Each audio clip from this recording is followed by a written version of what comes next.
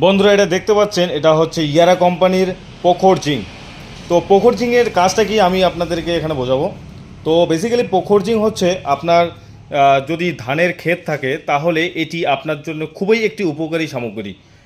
কারণ পোখর জিঙ্ক একবার যদি আপনি ব্যবহার করে থাকেন তাহলে এই পোখর জিঙ্ক দিয়ে আপনার ধানটি খুবই সুন্দর হতে চলেছে এবং এত ভালো আপনি রেজাল্ট পাবেন যেটা মানে তুলনার থেকে অনেক বেশি।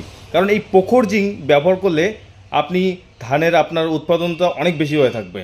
কারণ এই পোখর জিঙ্কটা আপনার ইউজ কীভাবে করতে হবে চলুন আমি সেটা আপনাদেরকে বলি। সাধারণভাবে পোখর জিঙ্কটা আপনাকে কিছুটা পরিমাণ ইউরিয়া নিতে হবে, ইউরিয়ার উপর এটাকে ঢালতে হবে, ঢেলে ইউরিয়ার সাথে এটাকে মেখে তারপর আপনাকে সেটা ছিটিয়ে দিতে হবে। আর এই পোখর জিঙ্কটার আপনার একটা সবথেকে ভালো কাজ হচ্ছে এটা আপনার ইউরিয়াটা ততটুকুই গাছকে খাওয়াবে যতটুকু প্রয়োজন, ঠিক আছে? তার থেকে বেশিও খাওয়াবে না এবং কমও খাওয়াবে না।